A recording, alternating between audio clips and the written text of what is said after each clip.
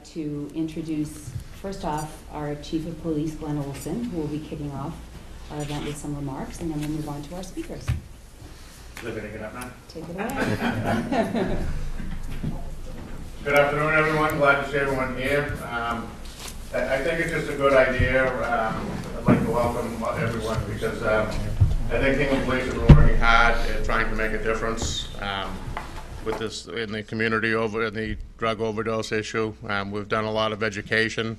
We've spent a lot of time working with CARES, and a primary goal is definitely right now is to get out there and continue to educate the public is what's happening, and there's been a lot of success at different meetings. We had a meeting at the library that was well attended regarding the marijuana and special education needs around the drug issue, and we continue to get out to groups. And one of the high points, I think, is that Hingham Police have been involved with the Plymouth County Outreach Group, and that's a group of police departments, 27 in the community of Plymouth County, with the assistance of the DA's office and the Sheriff's Department.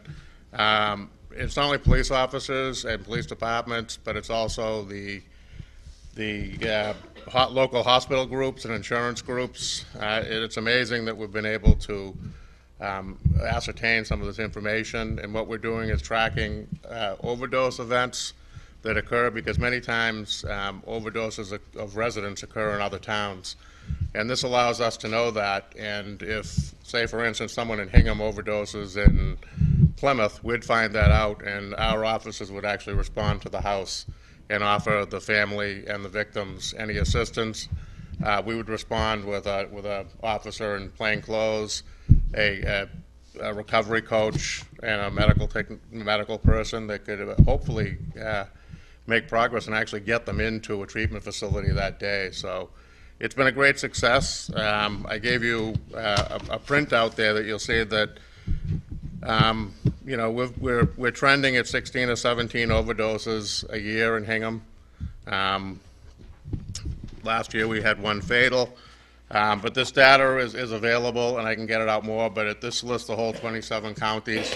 It's rather interesting to see some of the data in here, but that is a great group, and I think on the 27th, Governor Baker is coming down to Plymouth because we're hoping to gain support for the Plymouth County Outreach Group to go as a model community and hopefully get some more grants to keep it going and expand the role of what it's doing, and have other counties and areas follow up with what we're doing. So I think that would be a great progress. So we're definitely making strides in the right direction. So with that, I think we can follow up with your other speakers.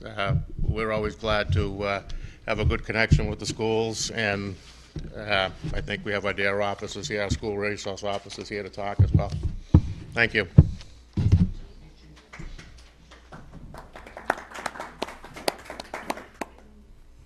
So we've allotted about 10 minutes to each of our speakers, and what I'd like to do is just go through the panel one at a time, and then at the end, if anybody has any questions for any of the members of our panel, we can take those. You can step up to the dais and ask your questions from there.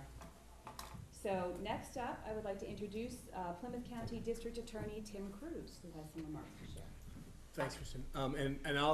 I appreciate coming here, and I appreciate the work that Hingham Cares is doing, and the great work under leadership of Chief Olsson here in Hingham and the police officers and what they're doing because of the challenges that we face. I think it's what we've seen in our county, and myself and the sheriff work quite a bit together with the Plymouth County Drug Abuse Task Force, which we put together back in June of 2015, trying to get all of our various partners who perhaps don't normally work together on many things. And that was the challenge. And now a lot of the offshoots of the task force, I think, have really reaped benefits, including Plymouth County Outreach that the chief was talking about, as well as Plymouth County Hope, which are drop-in centers throughout the county. And as I talk to fellow prosecutors across the nation, and I'm on the board of the National DA's opioid working group, and I talk to them about their same problems, they're really impressed with the fact that we're actually able to get not only the 27 police chiefs will talk to each other, but they're actually impressed we can get them in the same room, because that doesn't happen everywhere. And it's a challenge sometimes when you're dealing with various people with various jurisdictions, whether they be territorial jurisdictions, legal jurisdictions, putting them together and say, you know what, no egos, no nothing, let's figure this out because the problem is huge, and how can we get in front of that? I think that the sheriff will tell you also that our roles have really changed over the years. You know, when I was a young prosecutor growing up back in the 80s, and I was working here in the Hingham District Court and the Wareham District Court and the Plymouth and Brockton District Courts, you know, we were prosecutors. You opened up a file, you saw a police report. You know, you weren't aware of anybody's background or things such as that. You weren't aware of what kind of family upbringing they had. You weren't aware of the fact that the challenges that they face and the drugs that they're on. And by working together now, I think we understand that we have to continue to help the people that we can help, while at the same time understand we also have a responsibility and accountability to make sure that the people who are dealing this poison, and make no mistake about it, that's what it is poison, whether it be the prescription opiates, the heroin, the fentanyl, the carfentanil, the people who are not using these drugs to keep their own habits going, but the people who are using these drugs to sell them to make money. And now we find ourselves in a world where police officers and or their dogs, who will usually go out and try to do hits of various places and see whether or not that there are drugs there, they put their lives at risk. Not that they haven't already put their lives at risk in everything that they do, but now it's an additional hurdle that they have to deal with. And I think that we have to understand we need to continue to prosecute the people and put those people in jail that are hurting and selling these drugs, but at the same time we have a responsibility to try to prevent. And the problem is just ongoing. So we continue to work from our office. We have many different programs that we work with, but we also continue to make sure that we deal with, you know, the primary prevention, you know, the traditional awareness campaigns, which I think are, not only have we been doing them for a long time, but I also think they're effective. You know, whether it be billboards, social media posts, guest speakers, events such as this.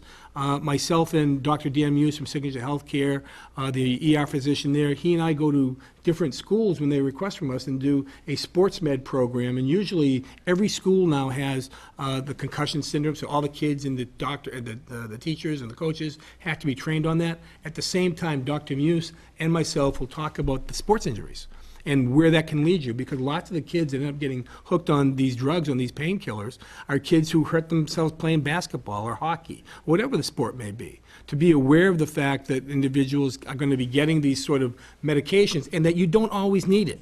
And I think the knowledge is what's really important. The knowledge of the kids to understand that, you know, when you go to the dentist, you don't need 60 Percocets. You know, you don't need those sort of drugs. And the doctors now, I think, are understanding that also, because the laws are changing. You know, for them, the physician monitoring program, they're all kind of talking to each other through the computers, so you can't go to one doctor and get 60, and then go to another doctor and get another 40 next week. And I think that's really a great thing. Continue to work for that. We have secondary prevention that we're dealing with, screening for and early detection of drug use. In 2016, Massachusetts enacted legislation which make mandatory screening in public schools, the SBIRT, brief intervention referral to treatment. It's a best practice for the schools to take 5 minutes to assess with the kids whether or not that kid is engaging in substance misuse, and also to provide the family and the student with resources. That's what's important. We partner with the BU School of Public Health to provide opportunities for educators and for school nurses to be trained on SBIRT. And now the tertiary prevention is dealing with the high at-risk populations, trying to make sure we can get support and resources to them. I'm not going to go into outreach. Chief has already done that. But it really is something to watch, the differences that we end up dealing with that Plymouth County outreach, of which not an undercover police officer, but a cop will show up the next day, you know, not in uniform, with a trained social worker or a trained person to go to the house and bring information. Lots of times we find that people that are using these drugs, there's a stigma attached to it, and they're embarrassed to reach out themselves because of what it may conceive in the area. Bringing it to them. I know when you talk to the chiefs, you know, the chiefs that began outreach, you know, Chief Boteri in Plymouth, Chief Allen in East Bridgewater, bringing in all the other chiefs. When you talk to them, most people want that information. Doesn't it make sense? Because of the fact that it's your loved one, it's your child, it's your nephew, your kid. Of course you want to help them. Of course you want that information. But sometimes it's not that easy to go out there and get that stuff. You know, we continue to work on, in our office, you know, about 10 years back, we were dealing with children who witnessed violence. And Children Who Witness Violence was a program that began in Brockton and into the Brockton schools and trying to deal with trauma-based kids who are dealing with problems in their communities. And at that time, we were dealing with problems of information because police officers, schools, there's all sorts of barriers that you can't just give them police reports. You can't give that stuff. So we began dealing with kids who were witnesses to domestic violence, kids who were witnesses to child abuse or victims of child abuse, and trying to stop those cycles. That's what this is about, because our next cycle that we're going to be seeing very shortly are going to be the drug-endangered kids. Because last year alone in Plymouth County, the average age of the individuals who are overdosing fatally in Plymouth County were between the ages of 20 and 28. Those are child-rearing years. So the people that are dying have kids. So where do the kids end up? They end up with their grandparents. Grandparents who really aren't in a position to really take care of the kids anymore, their grandkids, like they really want to. So how do we make people understand that there's issues out there? So we continue to work in our communities and talk about ACEs, which are adverse childhood experiences, dealing with the kids themselves. And ACE is like if a kid is physically abused, sexually abused, neglected, if their parents are on drugs, if they're incarcerated, if they've witnessed a violent crime, that's another ACE. And what the studies show is that the more ACEs you have, the more likely than not you are at risk, not that it's going to happen, but you are at risk to going down and trying to self-medicate. You're going to try to get something to make your life a little bit easier, marijuana, some other sort of drug.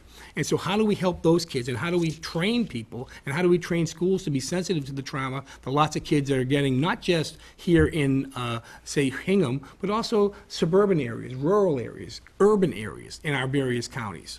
That's a very important thing for us to continue to do, and I think that we're continuing to try to do that and bring that word out. Myself and my office have talked at various conferences across the country about what we're doing here in Plymouth County and what we continue to do to try to make sure that we can help the kids, because the kids are really is where we're going to stop that cycle. Just like with domestic violence, just like with child abuse. You know, it's not unusual, unfortunately, to see a kid or a person today who may be a child abuser, that person was abused himself when he or she was a child. Or the same thing with sexual abuse. So it makes sense to make sure that we can continue to go after and help the kids that we can help. So we want to continue to demonstrate, you know, we want to help the schools, we want to demonstrate an understanding of the connection between those ACEs, the adverse childhood experiences, and addiction. Make sure that there's an understanding of the attributes that create a trauma-sensitive school, and collaborate with law enforcement. Now more than ever, it is so important for law enforcement and schools to be working together. Turn the TV on. Something's happening every day. There's got to be communication. And I think we're really lucky here when we put our police and our educators on the same page, it keeps our kids safer at all levels. And I'm very thankful to the men and women of the Hingham Police Department who do that here, and a couple of them are sitting up here right now, from our DARE officers and our resource officers, the people who are out there in the front lines dealing with the kids, understanding that the kids have issues, and they have issues that none of us had growing up. Whether it just be a cell phone or an information, everything coming right at you. Our kids are out there and they're getting inundated with information.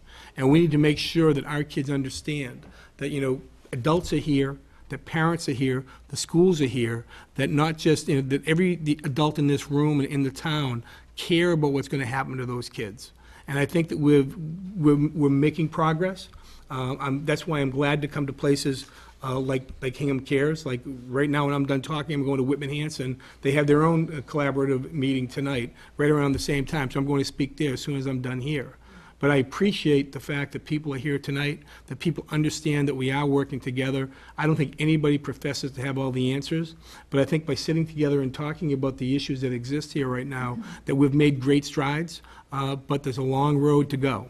And that as we continue down this road, I think it makes a real difference in our kids' lives, and I appreciate what you do every day to make sure we can get the information out so we can help kids. So thank you for listening to me, and I apologize for sneaking out.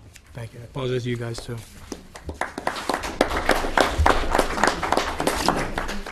Sure. If there's any questions, sure. So the district attorney needs to take off and put someplace else. Does anyone have a question for him before we leave? Yeah, thanks. Okay, great. Great. Thank you so much. Thank you. Thanks for being here. Thank you very much.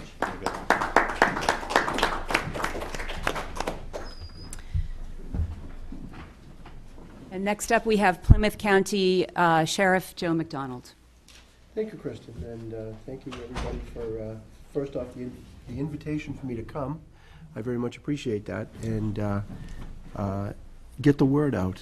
And it's a very important subject matter that, fortunately and unfortunately, we are dealing with head-on right now. You know, when I was a kid, as the district attorney had said, we didn't have to deal with, or at least to this magnitude, this set of issues, the substance abuse. Now, many of you in the audience here, and the viewing audience, I know it's being broadcast on cable, the question you might ask is, well, what does the sheriff have to do with this process? How is it that the sheriff can be helpful? And it's interesting, there are many ways in which the sheriff's office can be helpful. One of the things I'll just mention right off, Plymouth County is a very unique place in a lot of good ways. The relationships that we enjoy here in Plymouth County, speaking on the law enforcement side of the house, between our police departments, the sheriff's office, the DA's office, you don't see those in other places. And it's a very special thing, and I'm glad to be part of that.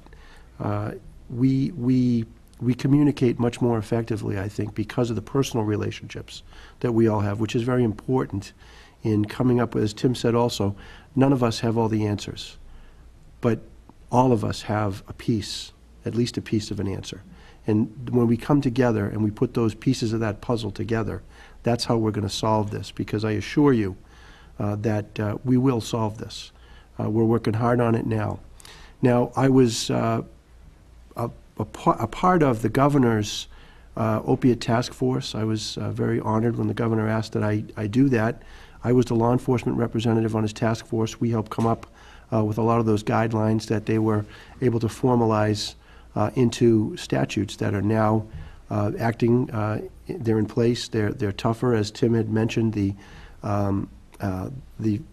prescription monitoring program, which prevents people from going out and getting multiple prescriptions from multiple doctors. I know that the federal authorities, as well as the local authorities, are going after those individuals who were running essentially pill mills, because, believe it or not, there were physicians who were making money giving large amounts of drugs to people that they knew already had those drugs, and they knew that that person wasn't using those appropriately, perhaps distributing those. But it's interesting to note that on the governor's task force, there were only 2 elected officials, myself and the mayor of Brockton. So both of the electeds on that opiate task force were from Plymouth County. And I didn't realize that till several meetings in. I thought, well, that's impressive to me and very gratifying that they're recognizing that we in Plymouth County are getting out in front of this thing. Now, back again to the question, what does the sheriff have to do with this? Before, I've been the sheriff now for 13 years, and before I was the sheriff, I spent a decade as an assistant district attorney here in Plymouth County. So I thought I had a pretty good idea as to what was going on in the drug scene, the addiction scene here in Plymouth County. And over time, I have realized that much of what I knew, although it was true, I didn't realize to the extent that it was true. And much of what I thought that I knew turned out not to be necessarily true or true anymore, because things change over time. One of the things that I used to be asked when I was new as the sheriff was, how many people are incarcerated, how many people are in jail down at the House of Correction for drug-related crimes? And I used to be able to, boom, answer that question very, very easily, because I could look at statistics. In fact, I get them every day as part of my daily reports. How many individuals are with us? You can break that down by what they're charged with, how many people are there, and I thought it was a simple matter. How many people are there for possession of drugs? How many people are there for the manufacture of drugs? How many people are there for the sale and distribution of drugs? You know, that number is easily quantified. You can figure that out. But what I have come to realize over time is that there is no simple answer to that question. It's not easily quantified. And why is it not easily quantified? Because I will tell you, as I sit here today, that most people that are serving sentences or being held pretrial at our Plymouth County House of Correction are there as a result of drugs, alcohol, both some sort of substance abuse disorder.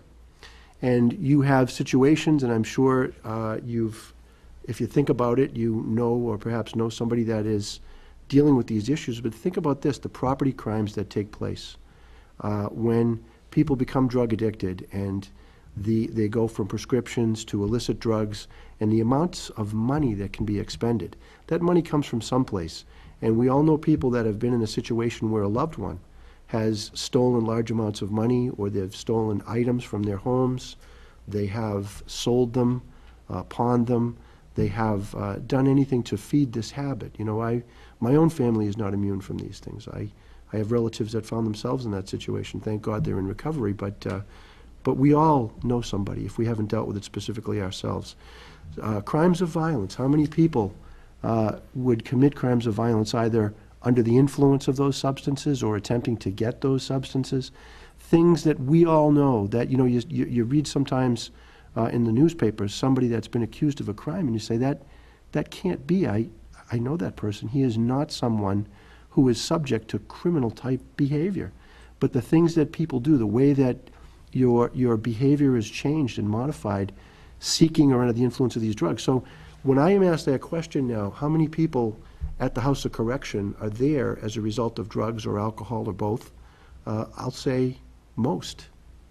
And that's kind of, when you come to that realization, you realize that the Sheriff's Office and our role in corrections, as well as the support services we provide for investigations, but our role in corrections is, it's the House of Correction. It's a rehabilitative process. So we would be remiss if we did not find ourselves on the leading edge of drug treatment programs that we have there. We have intensive programs, RSAT, residential substance abuse treatment that we've got down there. We have a large program staff, very well trained and very committed to helping people beat the addictions that put them into the situation that got them into jail in the first place. It's a very, very, it's a vicious cycle. And think about this, one of the things that we hear a lot about is recidivism. And, how do you find it? There's a lot of things. But let's just say if we define recidivism as people that serve a sentence and then leave, come back into the community, and then commit another crime. And not everyone ends up back in jail as a result of committing a new crime. Sometimes there are probation violations and things like that. But let's just look at it that way.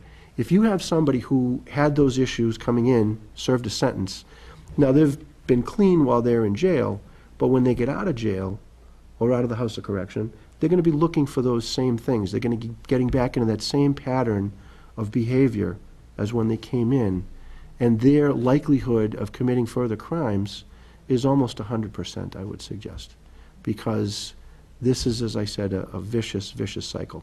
One of the other things that we have done, in addition to partnering on the drug task force countywide with the DA's office, we have been in the situation at the Plymouth County House of Correction to partner with the Department of Corrections, and we'll talk a little bit further about this philosophically, to actually have drug treatment programs within the correctional facility, not for people necessarily serving sentences. And people are probably aware of MASAC, the Substance Abuse Treatment Center, that was operated up until recently in the town of Bridgewater, and it has since moved down to a minimum security setting down in the state forest in Plymouth, what they used to refer to as the forestry camp, and sometimes still do. The problem with that is that you have a number of individuals who are committed to treatment by a judge who are somewhat less than enthusiastic sometimes about being committed by a judge. And the problem is that a lot of those folks are absenting themselves. They are walking away. In a correctional setting, it's a very difficult thing, as in our place, you really cannot walk away, that you would get the full course of that treatment. We got into that business about 1.5 years, 2 years ago. We're out of it when they reopened the forestry camp. But one of the reasons that I was committed to doing that was that what was happening was, because MASAC, the Bridgewater Center, was so overcrowded, people were coming in, beginning a course of treatment, and if there's one thing that's worse than no treatment, it's partial treatment, I think, because sometimes that does more harm than no treatment at all. And what was happening was people were being pushed out of there because of overcrowding conditions before they had committed, or before they had finished their treatment that they were committed for. So you had people on the front end pushing people out the back door. When they opened our center, we had 88 beds. It was a dormitory setting, but it was in a correctional setting, but in a pod that was sight and sound separated. It was not a prison setting per se, but it was within the House of Correction. We got a little bit of pushback on that from some sectors, but my feeling about this was that, if you had, and I would meet parents too, and they would tell me, for the first time in a long time I've been able to sleep. My son is with you. And, I'm sometimes caught off guard by that, and I'll say, oh, your son is with me. Is he a corrections officer? Does he work in programs? No, he's an inmate with you. And to see the look of relief on their face, my heart breaks for that family and the issues that they are fighting, but at the same time, I know that their child is in a safe place, and that's the most important thing to them. So do I think that a correctional setting is a good place or the best place for drug treatment? And the answer to that is no. I don't believe that it is. But I was in a situation, and we were in a situation, I think, that called for, I need today's solution to today's problem. The other thing that we're seeing now increasingly is that there are individuals who are being committed for civil drug treatment that also have concurrent criminal sentences. And I do think, and we've been working with Department of Corrections to try and get some of the, because when those individuals are placed into the civil setting, even though they've got warrants for criminal cases, if they walk out the door, if it's a civil commitment, that it's bad, but it isn't necessarily catastrophic. When you have someone with criminal history, or perhaps open cases, that can be much, much more damaging to the community. So there is a place for corrections to continue in this, not just for people who are serving sentences, but for people who may have concurrent civil commitments. We're standing by to do that. We have a lot of professionals on staff.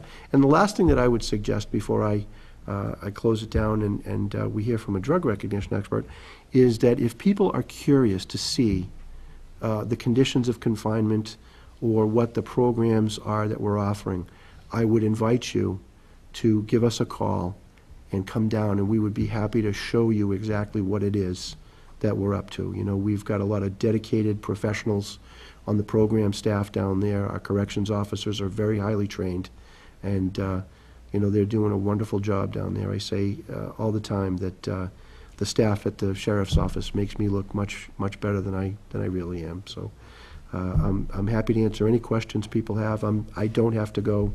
I somehow didn't get invited to Whitman Hanson, I don't know. But I'm happy to stay here and answer any questions people have after the presentation. Thank you all. Thank you so much. Thank you, Sheriff. Next up, we have Jack Richmond, who is a sworn officer, and he is also the police physician for the town of Hingham. He works as a drug recognition expert and has a very lengthy background with regard to substance misuse and substance issues. So I'll let him speak to that. Thank you. And you're timing yourself. Oh, yeah, absolutely. Yes. The primary thing I wanted to shift gears a little is we've been talking about treatment and prevention. I'm at the other end where I deal with public safety to serve as a deterrent, because we're dealing with public safety of individuals who are potentially under the influence of many different drugs that can endanger the public in driving. And that means driving not only in a car, but a plane, a boat, whatever it may be, Uber driver, whatever it might be. To that extent, we have 3 different tiers in terms of training for law enforcement officers. And the first level is what they get when they go to the academy, which is part of what's called the Standardized Field Sobriety Training Program. That's a 3-day program. They also get an additional 8-hour drug block where they go through not only just alcohol and impairment, but through a whole series of 7 different categories of drugs, ranging from central nervous system depressants, stimulants, hallucinogenics, dissociative anesthetics, cannabis, narcotics, and inhalants. And with that, because these are things that people are using and driving under the influence and have been for many years. From that, it evolved about 35, 40 years ago. There seemed to be a greater need if someone was not under the influence of alcohol, that they were discovering that there were many of these different drugs. So they developed a program in Los Angeles, and then it grew throughout the country. And in that, led to what was called the drug recognition expert or the drug recognition evaluator. This program has evolved, and there's approximately 9,000 certified drug recognition experts in the United States.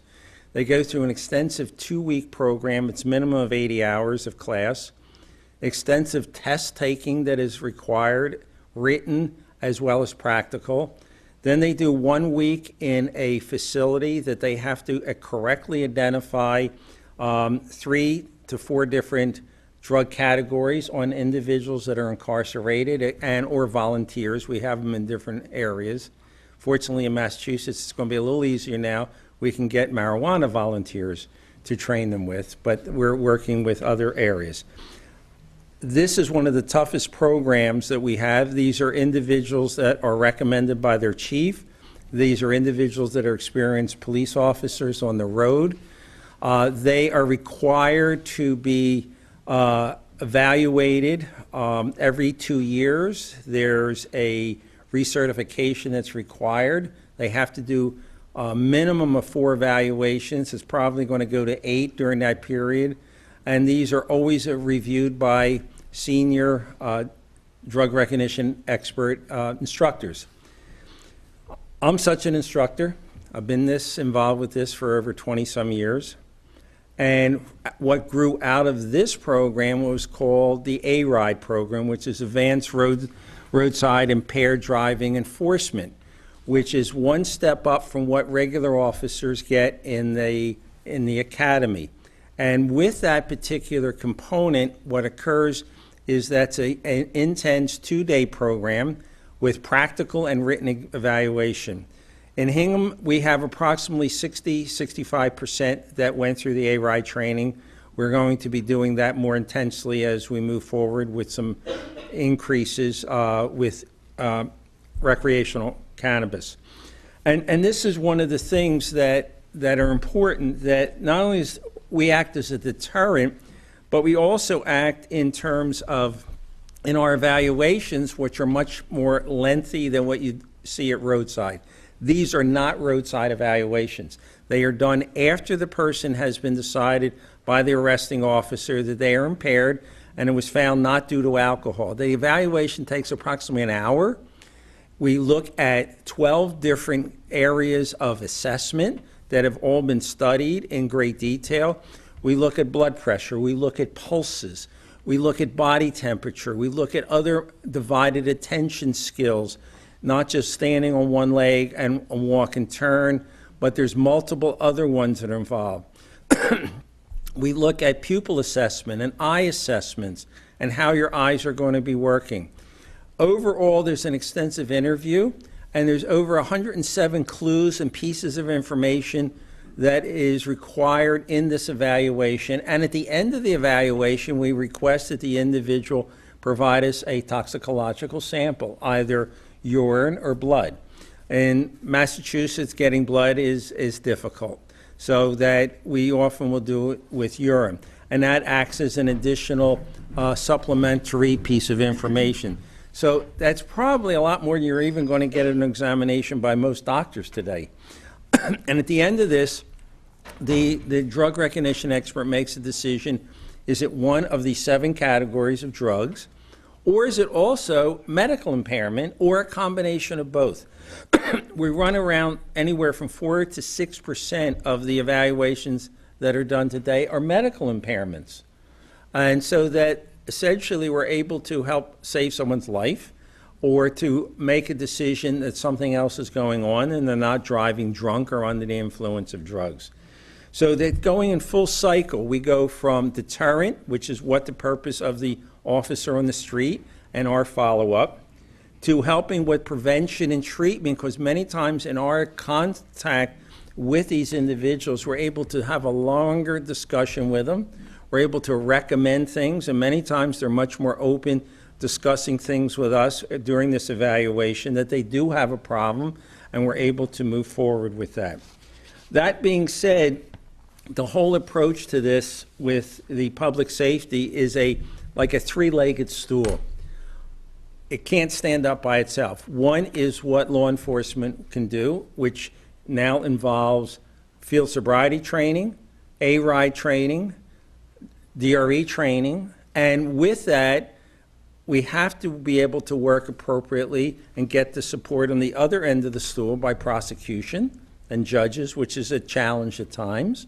And then the third component of that is toxicology and the labs being able to do the appropriate thing, which is very difficult because so many new drugs come out. We're dealing with bath salts. We're dealing with kratom. We're dealing with synthetic cannabinoids. Many times the labs can't even test for these things, and it may take months to come back. So these are challenging components. One of the nice things that's come out of for prevention is drug recognition experts are also the individuals, the instructors who are drug recognition experts. We teach the 2-day advanced roadside impaired driving enforcement program. So we're bringing that experience and training to regular officers who want to get into that level. And we also have a program that's called DITEP. That's Drug Information Training for Educational Professionals. And that one is where we have a 2-day course. We train nurses in the schools, counselors, sometimes vice principals, some coaches, and we teach them and go through in very great detail how to potentially identify a student or a colleague in the school who may be under the influence of a drug. We've done this in numerous places. It's done throughout the country. Some of them have been responsible, unfortunately or fortunately, for shutting down some proms and other areas. Because what I want to stress is we're not just talking about opioids. We're talking about many, many other drugs that are out there. Cannabis will be one. But the number of evaluations, and I go all through the country doing training and testifying in courts, we have places where opioids is not a problem. Their problem is methamphetamine. We have other places where there's significant problems of over-the-counter use, where many students are using Robitussin and other kinds of drugs at high levels. So we're looking at all of this type of training to identify these, including hallucinogenics. Let me tell you, LSD is back. PCP is back. Okay? And all of these are combining it, not just with the other drugs that we see. So we take those skills, we try to use them as a deterrent to support the regular police officer on the street. We work closely with them, getting the A-RIDE train, increase not only the arrest, but it's a public safety thing because those problems they can hurt, severely hurt, and injure, as well as kill many people. And what we're finding out is that what's out there on the roads now that has gone up significantly. Over 45% of the individuals, 43 to 45%, have at least 2 drugs on board. The number of people who are driving with alcohol and drugs on board is well above. So it's no longer just an alcohol. In fact, most recent statistics, alcohol is coming back as a big problem too. So we work as a team. This is on the law enforcement side, but we can also work very closely with the prevention and treatment components. Okay? Thank you very much.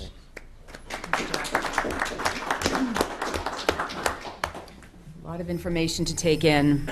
This is really fantastic. Questions? So last month, Do we want to do questions or no? we'll do questions at the end, if that's okay. That's fine. So last month, we highlighted prevention measures that are being taken, that are taking place in our schools. And we had Officer Ford and we had Officer Ramsey here last month as well, talking about the DARE program and the SAD program. But since we're discussing law enforcement, last month it was schools, this month it's law enforcement.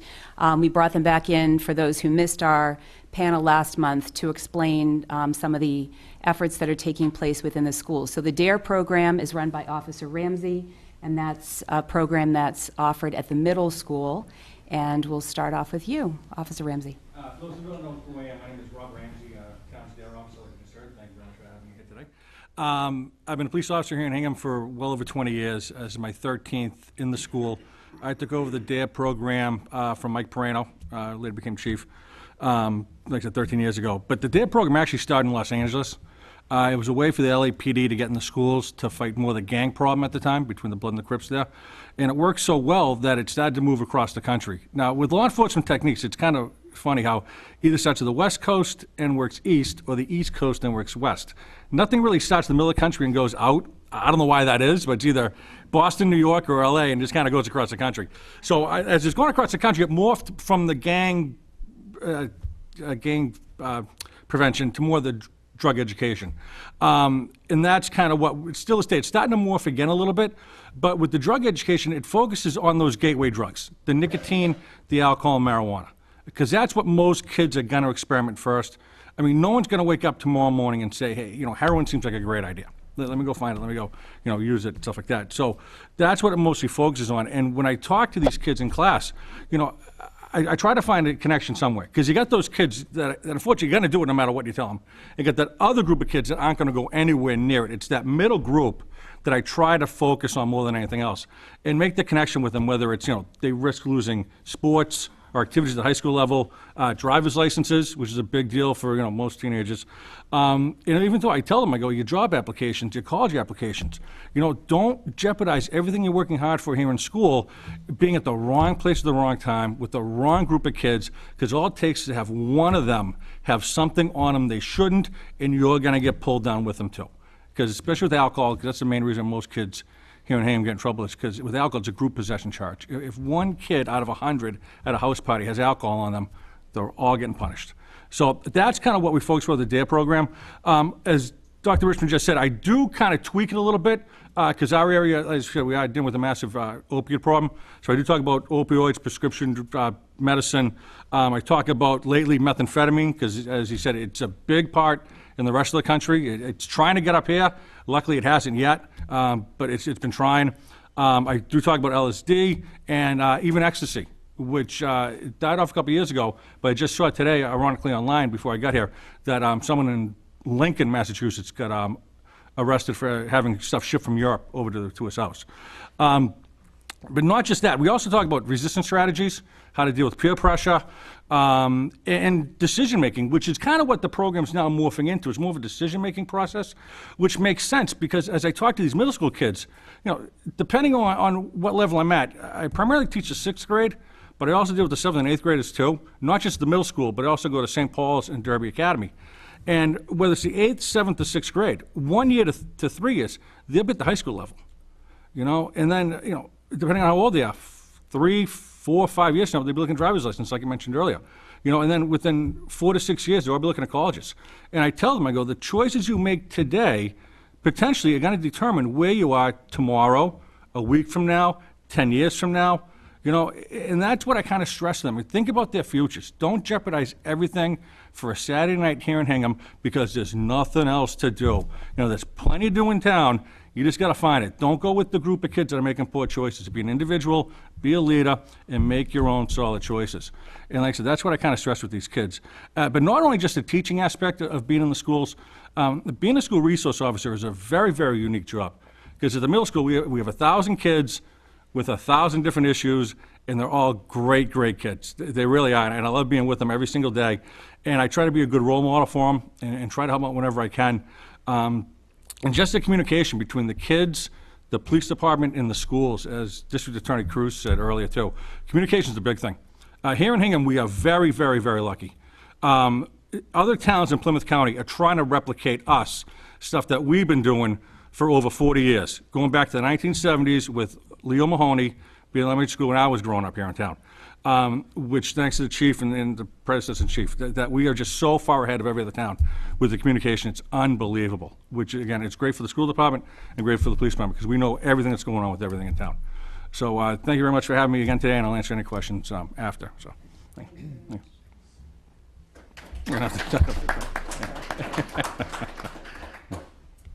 Officer Tom Ford is the school resource officer at the high school, and he is the SAD advisor, works with a great group of kids up at Hingham High School. So you're up next, Tom. Go ahead.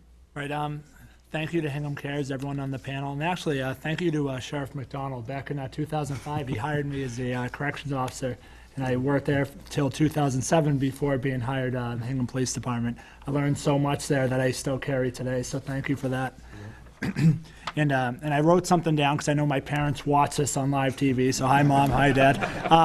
So I don't want to mess this up. So I've been at the high school now for the past 6 years as a school resource officer, and this is my first year as the advisor to Hingham SAD chapter. You might know SAD's old acronym was Students Against Drunk Driving, and that has changed now to Students Against Destructive Decisions because there are so many challenges that high school age kids face. So it's definitely evolved over the years to help out kids in a variety of situations. Their SAD's mission statement is the following. SAD's mission is to empower young people to successfully confront the risks and pressures that challenge them throughout their daily lives. They accomplish this by creating, equipping, and sustaining a network of student-run chapters in schools and communities focused on peer-to-peer education. SAD fosters a sense of belonging and promotes resiliency, leadership, and advocacy skills so that young people make positive life decisions that will carry them throughout their life. And this really is focused on the kids being peers to helping out each other. And Officer Ramsey can tell you, I mean, their friends are everything. And we can advise and we can tell them what's right and what's wrong. But the kids really learn and grow through what they see amongst their peers. And if their I see the kids that are making bad decisions, there's usually a friend or two right behind them doing the same thing. And so when we can have a group of outstanding individuals, which you've met before at previous meetings, our exec board, students that are seniors, that are strong leaders in the community, when they are promoting healthy decisions, it means so much more. And so Hingham's chapter currently has 4 executive board members and approximately 30 students that attend monthly meetings. This year, students have addressed a wide range of issues such as underage substance abuse, teen dating violence, impaired driving, bullying prevention, and this month they are working on discussing the impact that marijuana retail shops would have here on the high school community. Next month, Hingham High School SAD Chapter President, Senior Mary Packard, is planning to speak at town meeting in regards to the subject. SAD will also be offering an online petition to their fellow classmates in upcoming weeks if they do oppose retail marijuana in Hingham. In regards to some of the underage substance abuse education they received this year, we have welcome members of the South Shore Women's Center who came in December and did an awesome presentation. They come every year, and they do a class on the dangers of impaired driving. And this year they had a guest speaker who was a victim of a drunk driving crash that came in and shared their story. Also that month, club members they did a research project. They posted statistics about the effects that substances have on teenagers and put those stats and information throughout the building to educate the classmates. We also addressed the issue of vaping this year, which has become a hot topic if you've watched the news, read the papers, and it is an issue within most high schools, some even maybe in middle school. And so we did research on that, and we had peers educating them on that issue and telling them what the real dangers are and posting information about that throughout the school. And then next month, on April 12th, SAD will be hosting the film If They Had Known, which it's already been shown at the middle school, but it tells the story of Clay Soper, who died in 2015 when he mixed Xanax with alcohol while at a party. This will be shown to all seniors and juniors in an assembly. And then there will be a public showing of that film the night before on April 11th at Hingham High School at 7 p.m. And we'll make sure we properly advertise for that so everyone who hasn't seen it at the middle school will have that opportunity. So the goals for next year is we really want to further expand the club with a variety of members. And this year, I think we had 1 male member in the club, and we want to expand that. All kids of different ages, different groups. I'm going to be going into health classes, going to be reaching out to coaches. I want to make sure we have a representation of all kids so that we can kind of make sure the message is given to everybody and expand our club for next year. And again, thank you to Hingham Cares, and I know she's not here today, but Lynn Adams, who was the liaison from Hingham Cares. They've been instrumental this year for my first year in there, and it's really helped me out a lot. And we're looking forward to strengthening this relationship even further to continue to support the safety and well-being of our teenage population in Hingham.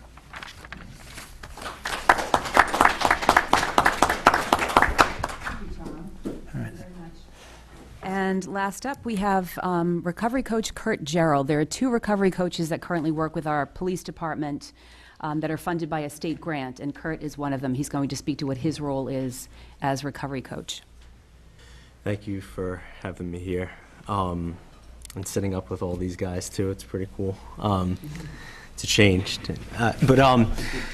So I guess I'll speak a bit about what I do out here in Hingham and Hull also, and pretty much all Plymouth County. I was hired, I was brought on through AmeriCorps grant with PARI, but I also am a pastor here in Hingham and part of a program called The Anchor, which works with people struggling with substance use disorder, with their families and things like that. And something I heard, I believe Officer Ramsey say was the kids saying there's nothing for them to do.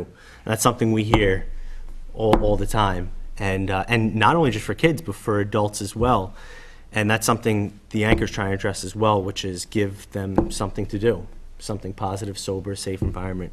So it's something we're addressing. But back to what I do with PARI and the local police departments, specifically Hingham Police Department. So I go on overdose follow-up calls. So what will happen is the police department will be, from one of the 27 towns, will be made aware of an overdose, and then if a follow-up is warranted, and then they'll contact one of us, one of the recovery coaches, and we go to the last known residence of the individual and knock on the door, offer them services, but really just sit down with them. A lot of times, in the beginning, I was talking with a lot of families, but more recently, I've been talking with a lot of the individuals also, which has been really, really cool. Getting them plugged into not only treatment, but finding out what they want, because in the past it's only been, go to detox, go to treatment, go to AA or NA. And that doesn't work for everybody. It works for a large chunk, but it doesn't work for everybody. So really sitting down with the individual and finding out, well, what do you want to do? Is school, do you want to, what are they interested in? I found a lot of times schooling is vital in recovery. Finding a good job. The main thing that I see is finding purpose for a person who's struggling with substance use disorder. Because for so long, the individual has gone through life without purpose. Just their sole purpose is to get to the next drink or drug. I guess back to addressing what I see in Hingham, not really overdoses, but more at-risk individuals, people who are struggling, who just need help, and I sit down with them and address what their needs are, and try to get them plugged in. The goal of a recovery coach is to unblock, knock down the barriers that are keeping a person sick and suffering, really. So we try to, there's no science, there's no magic pill, it's just a lot of hours of sitting down, listening, talking, guiding, directing,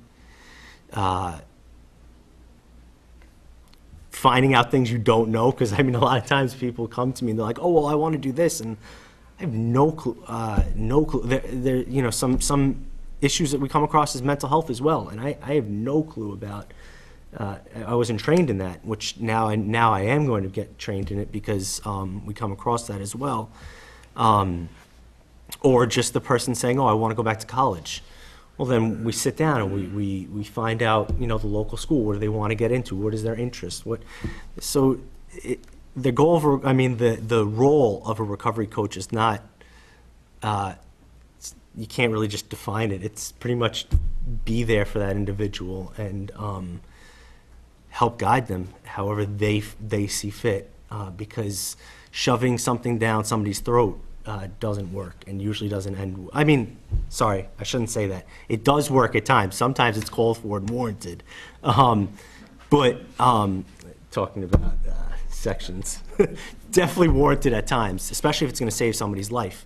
And then we walk the family members through that as well. How do you section an individual? Who do you go speak with? But really, you know, my main role is to sit down with individuals, see what they want to accomplish. And I've seen good success with that model, with the recovery coach model. Instead of saying, you have to do this, saying, well, what do you want to accomplish? And that's what we're all about with PARI, working with the police. You know, we work very closely. I mean, it is Police Assisted Addiction Recovery Initiative, so we do work closely with the police departments, with Detective Shea, Chief, also with Officer Tom. We're actually, Officer Ford, sorry. We're going, the anchor and PARI, well, I guess it's the anchor or PARI, whatever. We want to work closely with students that are struggling or going, you know, not struggling yet, but might be going down that wrong road, and just unblocking barriers for them as well. So there's really no defined role, but it's pretty much like you address the situation, you address the need, and you just hop on it and try to help however possible. I think I talked for my 10 minutes, so. Yeah, that was good? All right. Thank you, Craig, very much. So, Chief, do you want to join us up here at the table? We all know you're shy, but you can. If I can fit the chair, I will. So this was really fantastic. We have a wealth and depth of talent and information and resources right at our fingertips, and would love to open this up to the public for anyone who's here who has questions for anybody here on our panel. If you do, you can go right over to the podium and feel free to ask. Don't be shy like the chief.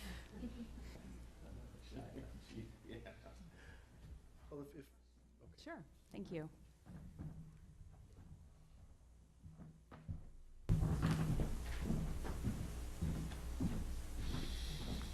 Walking kind of slowly because I can walk now after almost being killed by a person on drugs who recently also died of an overdose right here in Hingham. And so I want to know, how does the officer in charge who's arresting somebody in my accident case, how would the officer who's there know that they should have this person tested for drugs? Okay. The first phase is when the officer is there, they're going to speak to them. That's personal contact. They hopefully or may not have been able to see the crash if there was a crash, but if not, they'll have personal contact. And they'll be asking them certain questions that'll give them some clues if they want to go forward. Questions that involve what's called divided attention, that gives clues of impairment. Asking them, well, can you get me your driver's license and what else you're doing? And they hand you something else out of their wallet or something else out. Oh, no, that's not what I meant. And they just get very confused. They'll ask them other things. At that point, they'll ask them to come out of the car. They'll want to administer some tests with them. These basic tests have been researched for years. One is the one-leg stand, the other is the walk and turn. They'll also look at them. They'll look at their eyes. They'll look to see if the pupils are very small or very big. They're going to listen to the speech. They're going to look for many things. They're going to do things such as smell things, the breath, what was in the car. They're going to get a lot of clues, and at that point, they make a decision that they feel that they have probable cause to say that this person looks like they're impaired, and they're going to place them under arrest. They don't know what the impairment is, but then they'll take them in. If they now take them in, the first thing that hopefully they're going to ask them is, would like to do a breath test on them. Many of them will agree if they're on drugs. They love that. And if we find that they have no alcohol on board, but they still show those signs, that's when either an ARI trained officer that's part of the department will look at additional things. They'll look at the pupils, they'll look at some other eye signs, Or if they're not available, the officer in charge will say, hey, look, I think there's enough here based on what we've seen that we were going to call one of the drug recognition experts. And in Hingham, we have 3. Braintree has 2. Situate has 2. And I know this because I'm kind of responsible for all of them at this point.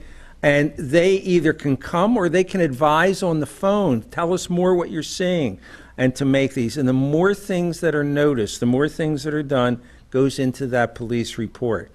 And if possible, we'll ask them for a blood test or for take a urine sample.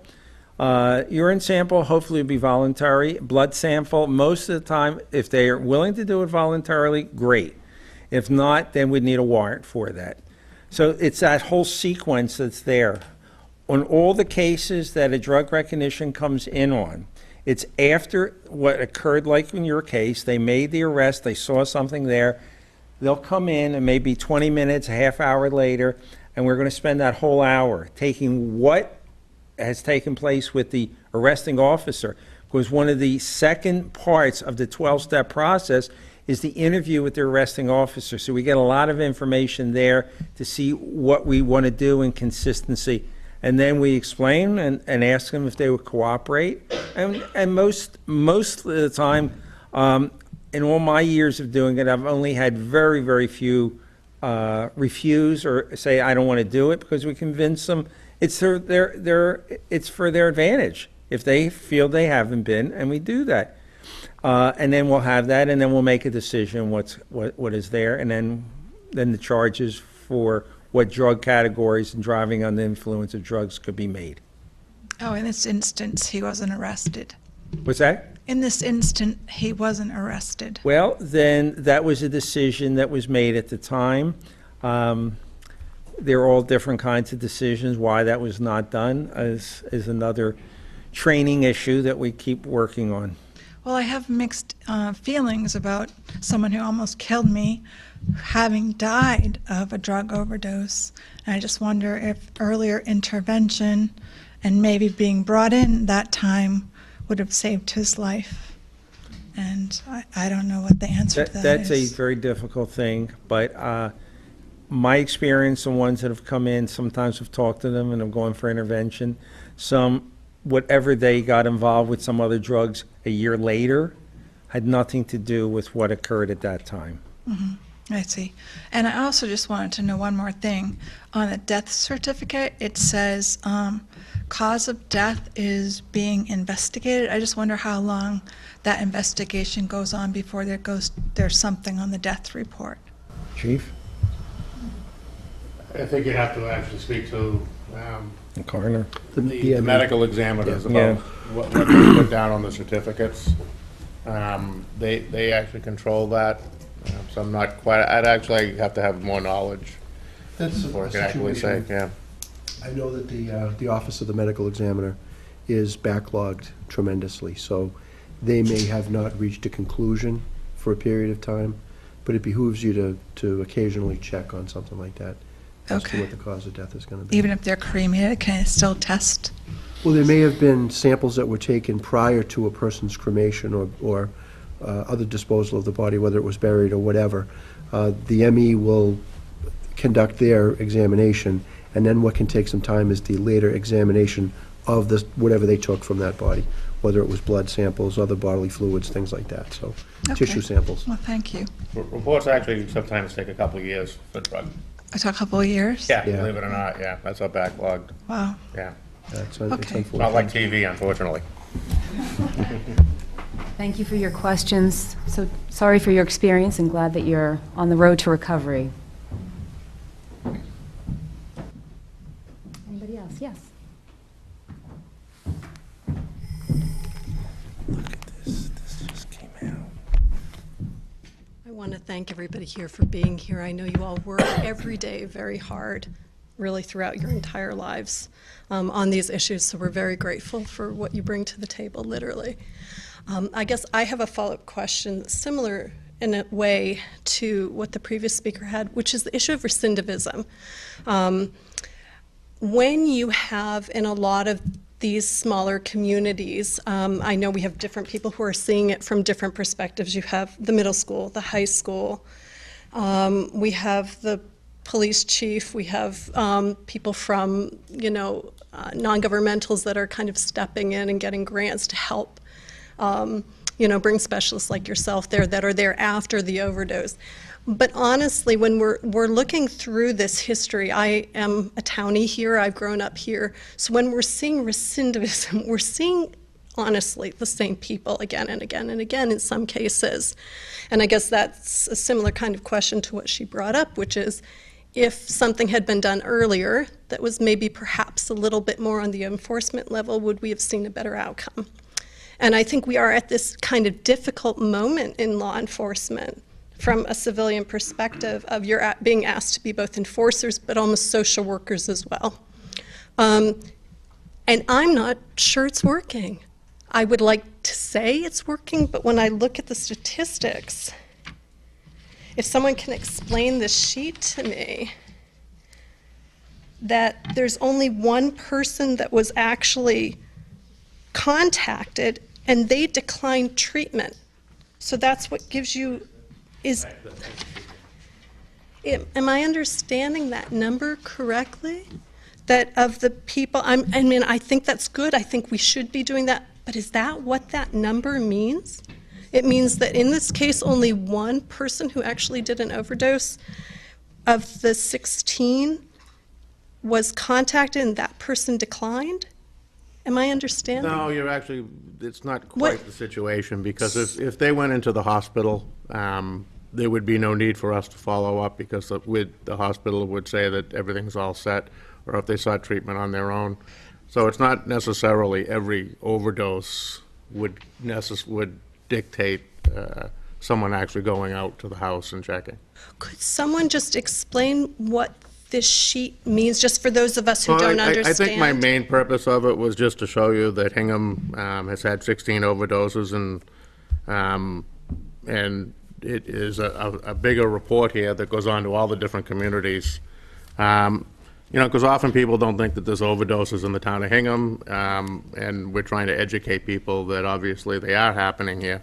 Whether they're residents or non-residents, people do pass through the town in many different ways. They work here, and it just sort of, in this report, what they were able to do is show that,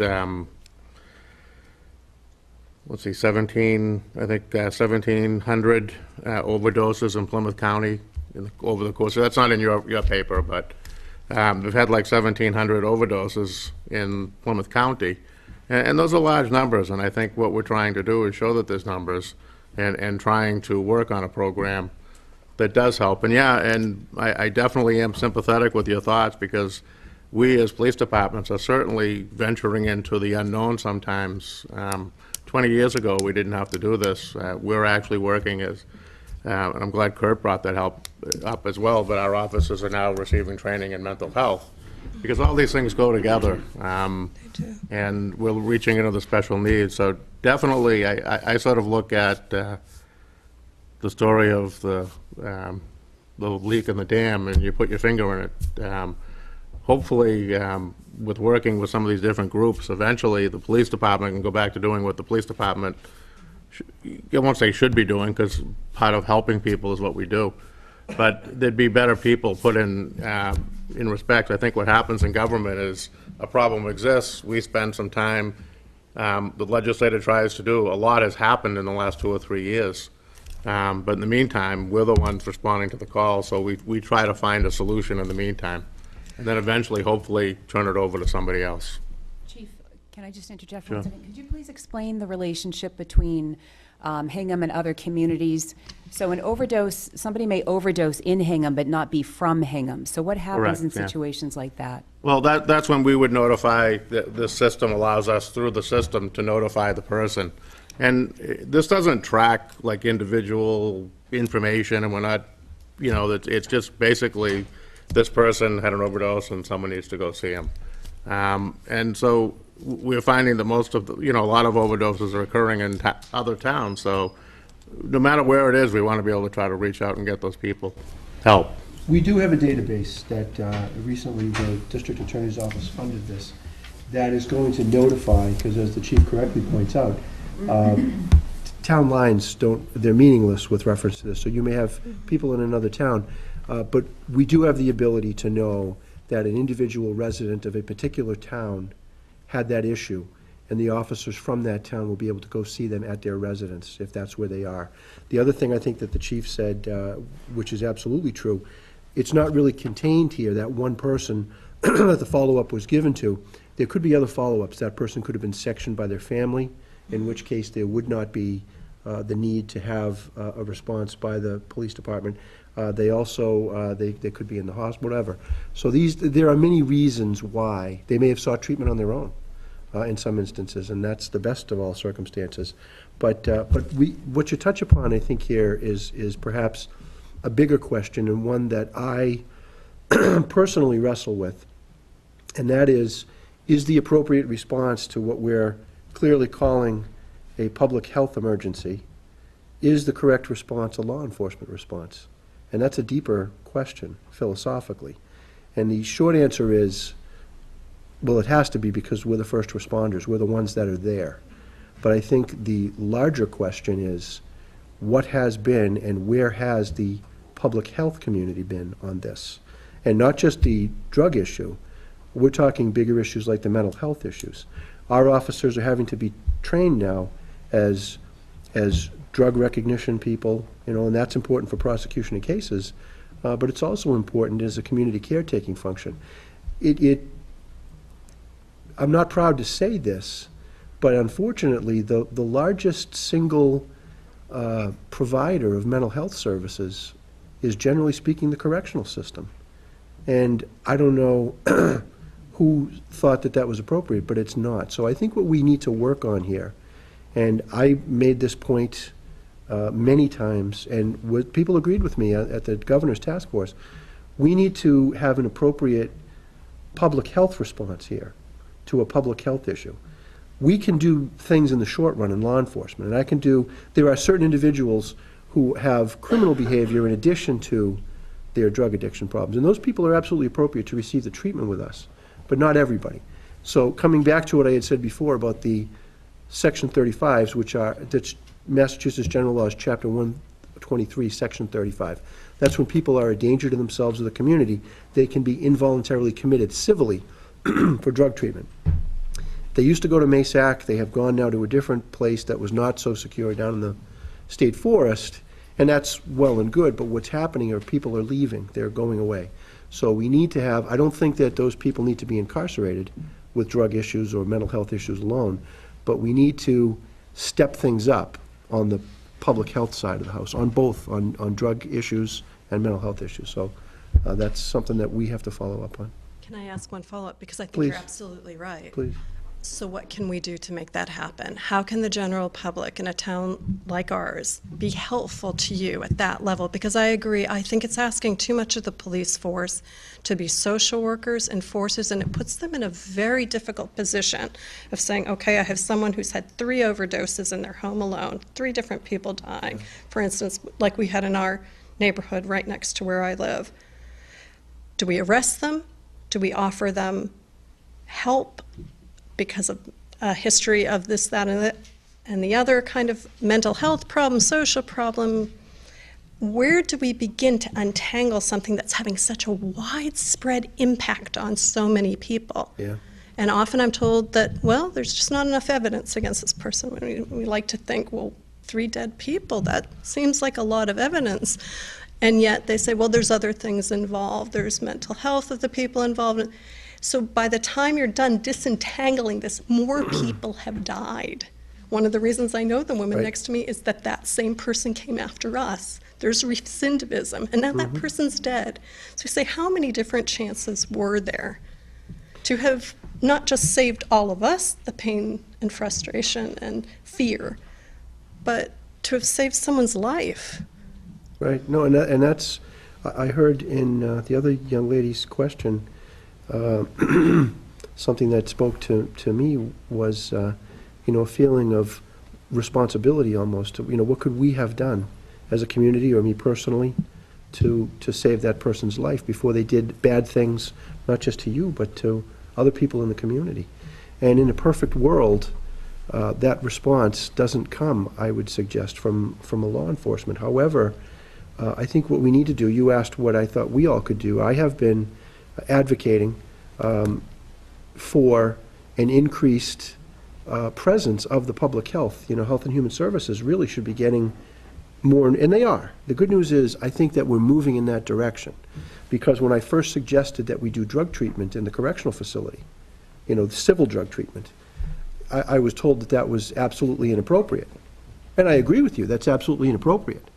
But if no one else is going to step up to do it, that's what we're going to have to do, you know? What I've said in the past, and I may get in trouble for saying it again, is I don't want to hear from the public health side of the house their criticism of how it is that we in law enforcement are doing their job. The bottom line is, law enforcement should not be doing that job, or at least to the extent that we're doing it. We're the first responders, and we undertake that. We understand that responsibility, that caretaking function that we have. And you know, everyone at this panel takes that very seriously, otherwise we wouldn't do this job. So we want to be part of that solution, but the solution that we need is much bigger than the one that we're bringing to bear right now. So it cannot be a law enforcement. These officers who do a fantastic job every day, they're very well led, they're having to act as mental health counselors, as substance abuse counselors, like they've never had to do before. So can we get the ball rolling? Can we start that? Can we identify those people? Yes, but we need to be able to refer them to other services, I suggest, on the Health and Human Service side of the house that can help with these things. There should be state facilities other than houses of correction or jails that we can send people with these substance abuse issues before they commit. How great would that be, right? To take someone with a substance abuse issue who you know, if he's lucky, or she is lucky, is going to end up in jail. And I say that all the time to people. You know, in the course of my work, I get to speak to a lot of experts on the drug abuse issues. And I don't mean doctors or psychiatrists or psychologists. I talk to heroin addicts who are serving time. And they tell me, they've got no reason to lie to me. They tell me their stories. And you know, my grandfather used to say, God gave you 2 ears and 1 mouth, maintain the ratio. I've learned so much about this issue from listening to what they have to tell me. And some of the things that I've seen happen recently, like the legalization of recreational marijuana, you know, where did that come from? What kind of an, you know, without getting on the politics of that, but these are issues. I appreciate your concern. I think the best thing that you can do is to let your representatives, you know, in the House of Representatives and your senators know that we want to see increased funding for, not corrections necessarily, but for Health and Human Services to step up and do the job that they should do, that would keep so many of these bad situations from getting as bad as you can't save everybody. But I want us to feel anyway, and I want us to actually try to help everybody that we can so much sooner in that process than we're able to right now. So what we need to do, oh yeah, and believe me, we in law enforcement, whether it's on the police side of the house, or on the prosecution side of the house, or even in corrections, we know who those individuals are. So we'll deal with that. But what we need is the public health community to step up to do a little more than they're doing, or a lot more, hopefully, and let us do our jobs, which is concentrating on the bad guys. Thank you. Thank you. Thank you very much for your question. That was a great discussion. Did you get that soapbox?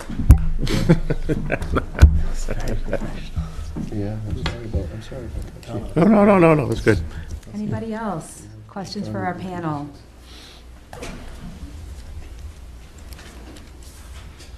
You know, I just want to say, just to follow up, I don't mean to disparage our public health community. They do wonderful work with limited resources as well.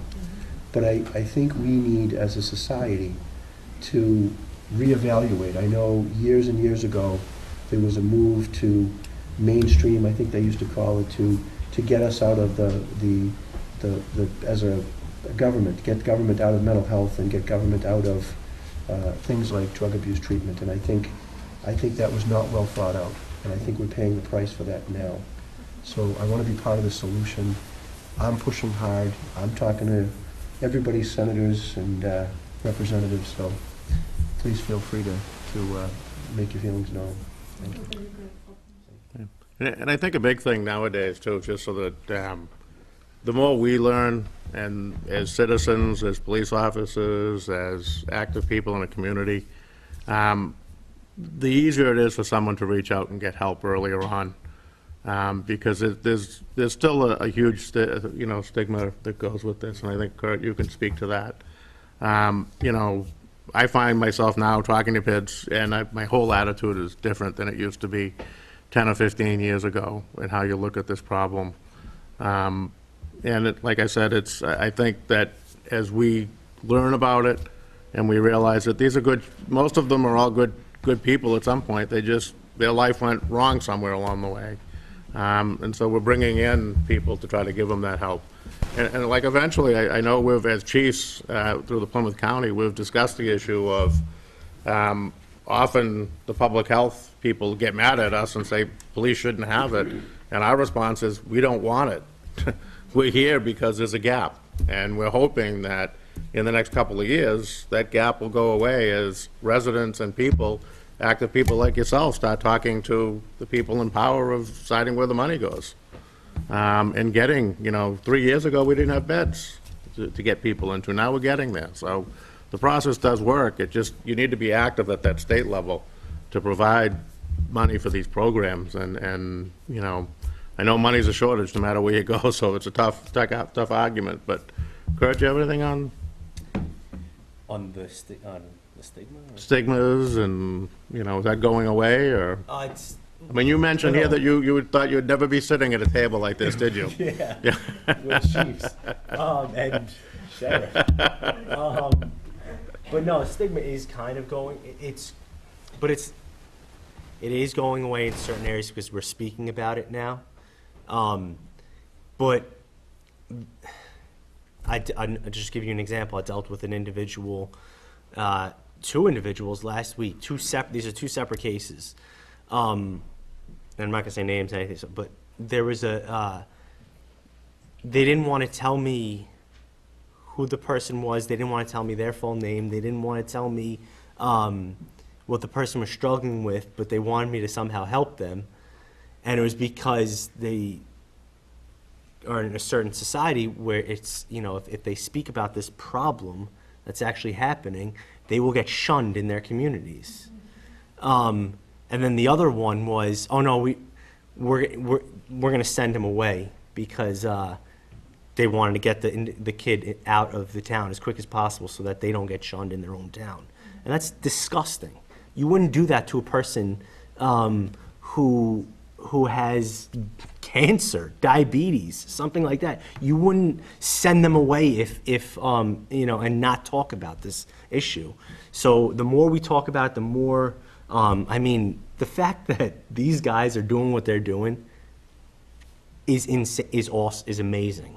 Because 10 years ago, if you told me a cop would be sitting with me talking about a policeman, what is the proper? I don't want to get arrested. I don't want to get arrested after this. What are you driving, by the way? Would be sitting here talking about these issues. I'd say you're absolutely insane. You're crazy. They've done such an amazing job of stepping up. And the stigma is slowly but surely, but we still have the issues like I had last week, where the individual doesn't want to talk about it. And how are you going to get any help if you can't talk about it? It makes no sense. And I'll just disclose a little bit about myself. Growing up, I struggled with substance use disorder when I was younger. And my mother, it was in a similar town, well, maybe not similar to Hingham, but it was in a town, in a smaller town, I'd say. And my mom couldn't say anything to anyone. And she suffered for years and years and years because of closed, not being able to go to anyone and say anything to anyone. And now we've opened our mouths, and there's people in our family that in Ireland or in New York that struggle with substance use disorder, and now we're able to actually talk about this and be like, well, all right, well, I've gone through that. How can we help you? you know, it's, if we keep our mouth shut about this, and I mean, Hingham Cares. This is why Hingham Cares, one of the, you know, bringing awareness to this in a town such as Hingham, which could be perceived as there's nothing that goes on here, and this is clearly telling you that stuff does go on here. So, I don't know if I answered or if I went on a tangent there. I think No, it was a went good on tangent. No, it was All good. right. So, I have ADD, One so. good news I'll share with people. You know, you may wonder to yourself, you know, we've heard for years and years about prison overcrowding and how these are gigantic issues. And how is it that any sheriff's office, you know, never mind here in Plymouth County, can afford to take 2 residential housing units, dormitory-style units, 88 treatment beds? How are we able to do that in a situation where, you know, prisons are so overcrowded? Well, the good news is that for the last probably 6 years or so, our populations in prisons have been declining here in Massachusetts. And that's good news for many, many reasons. But that's a good thing. And I think, to me, you know, the old Greek myth of Pandora, you know, when all the troubles came out of the box, what was at the bottom of the box? It was hope. And I think that hope is there, and we should not lose sight of that fact. And it should guide us in what we're doing. And I think that it is. The law enforcement, the police response has been amazing, nothing short of amazing. The follow-up work that they're doing is clearly saving lives, and I think that should continue. But there should be another level to this, that the officer should be able to identify those individuals who aren't necessarily criminals, but are people who are battling these addiction issues. Let them go on to the public health response, and let the police deal with the ones that we know to be the bad guys. That's really what our job is. Boy, with that hope coming out of that, might be an appropriate ending.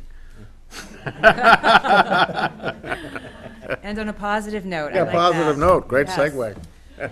Well, thank you very much. I would actually like to end by giving a plug to some of our upcoming events. Hingham Cares is going to be co-hosting an event at Hingham Middle School on April 9th, which I believe is a Tuesday. Co-hosting with the Hingham High School PTO. It's an informational event on vaping and the dangers of vaping, so please join us for that. And then, as Officer Ford already mentioned, we are co-hosting, or co-sponsoring, I should say, the film If They Had Known at the high school. The amazing team of the board that you have at SAD, they're the ones who initiated bringing the movie back to, CARES co-sponsored an event last September showing this film at the middle school, and it was very well received. And people who weren't able to attend were disappointed that they couldn't attend. So we're bringing it back, opening it up to the community, and that's on the 11th? The 11th for the, open to the public, the 11th at 7 p.m. At 7 p.m. And then it's being shown at the school on the 12th, Thursday morning. Junior and senior classes. Okay, so the 9th is a Monday, and that would be the vaping event at the middle school. The 11th is a Wednesday, and that is the If They Had Known film about the story about Clay Soper, who passed away due to a combination of opioids and alcohol at a party. And it's a very, very moving film. So that will take place at the high school. So I just want to say thank you again to our amazing panel. Great discussion. Thank you for all the wonderful questions. And we hope that you can join us in April.